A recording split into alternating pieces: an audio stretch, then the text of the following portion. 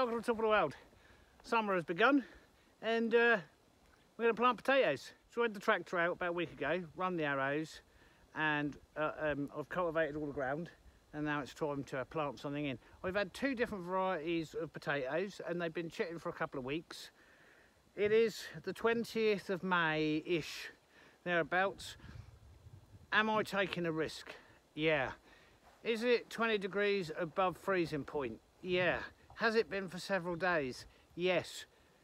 Could it freeze and snow? Yes. Yes, it could. So here's my two different varieties of potatoes, and I've loosely strung a string so that I can go between my posts. Put the rows in there.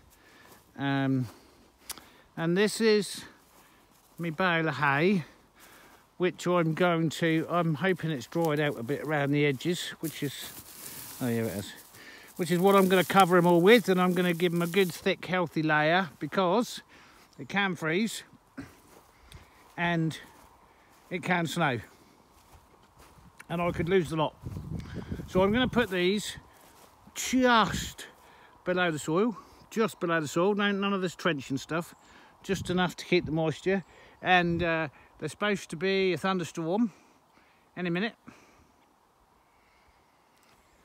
which will help because the soil is just terrible. This soil's a little better than some of the other soil, but it's still not good. It's sand. It's just sand. Everything is sand. This is a little better because I put some stuff in this, but you know, you just come over here and it is just, it's sand. All right, the whole thing is sand. So this has had some organic matter on it. I need to put a lot more on it, but this plot I've had open now, I opened this about 7 years ago, and some years I've grown in it and some years I haven't. I ploughed it really deep 3 years ago and I've been running arrows twice a year since then. It's ready to go. We're going to see what happens here. Casper's on bear patrol.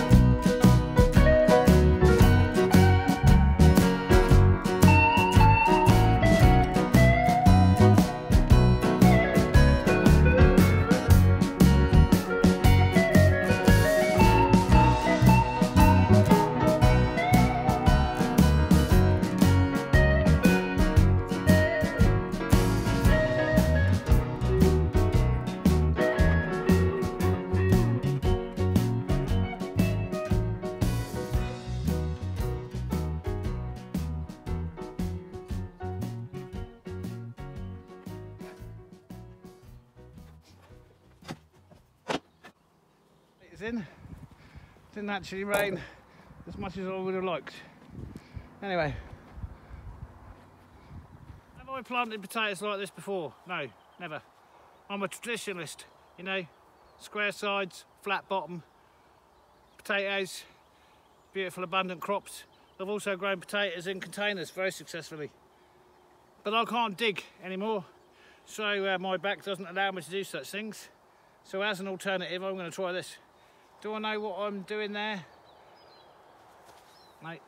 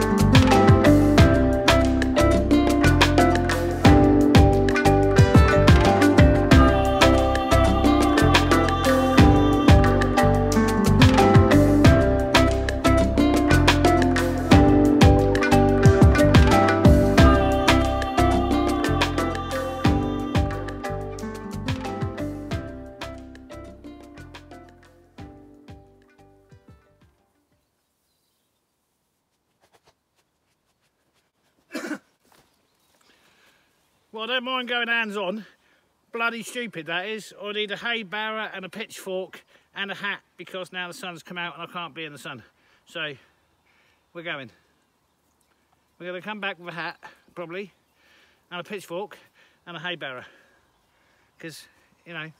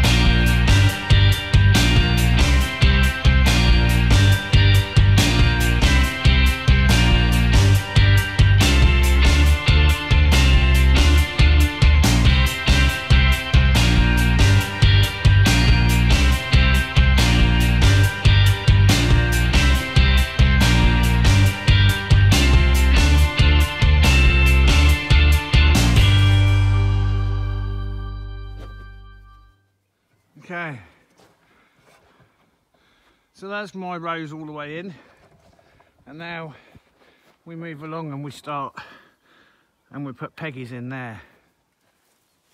So I don't know how this is going to work. As I've explained, I've never grown like this before, but I've seen the results, right, and I know they do in order to get the potatoes in early. I can't dig the trenches anymore, I can't, but what I do have is a tractor and all the machinery. Are we putting the potatoes in with the tractor and taking them out with the tractor? No, we're going to try and grow them in hay.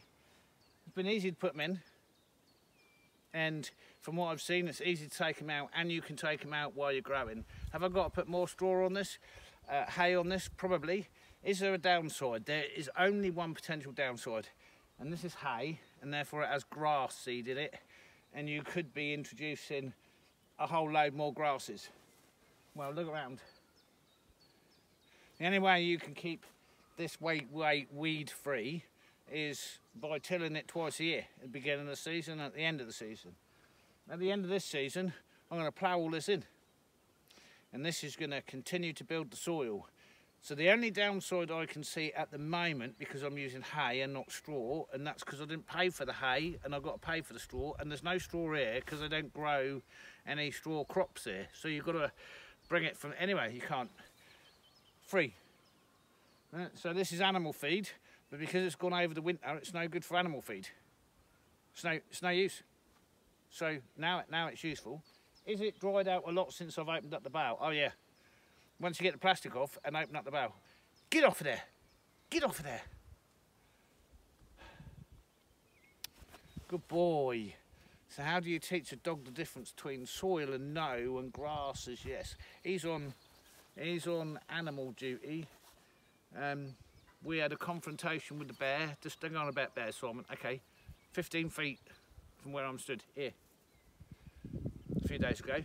Anyway, I haven't seen him since, but he's been doing his circle, and he had a confrontation with the bear before I did, and we think we woke him up, which is why we had a confrontation, because he's made a kill. Anyway, don't just right. So that's those in.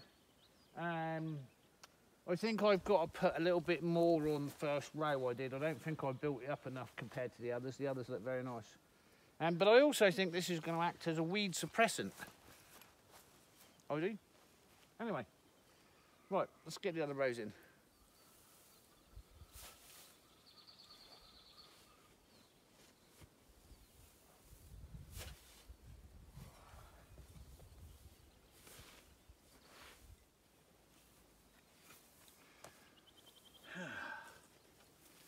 Should you question, are there other things I'd rather be doing on a Sunday morning than tickling hay? On this morning? No. On some other Sunday mornings? Definitely. While pulling splinters out from yesterday's occupation. Yeah, it's nice and cool this morning. It's been, when I say hot, I'm sure I've said this, I spend most of my year, most of my life in sub-zero temperatures. So climatisation into those temperatures and out of those temperatures just takes a little longer, and when it happens to the extreme, then you suffer. There was a time where I could spend all day every day in the extreme heat, no problem. Would I prefer the cold? Do you know, I don't know. Anyway, waffling, hay, Sunday morning, potatoes. What am I even doing? I only hope this works now, because I've done no alternatives. That's everything in, and we'll should see some green shoots. We should see some green shoots like the stars in just a couple of weeks, and we'll see how this progresses. Thank you all for watching. We'll catch you on the next one. Bye for now.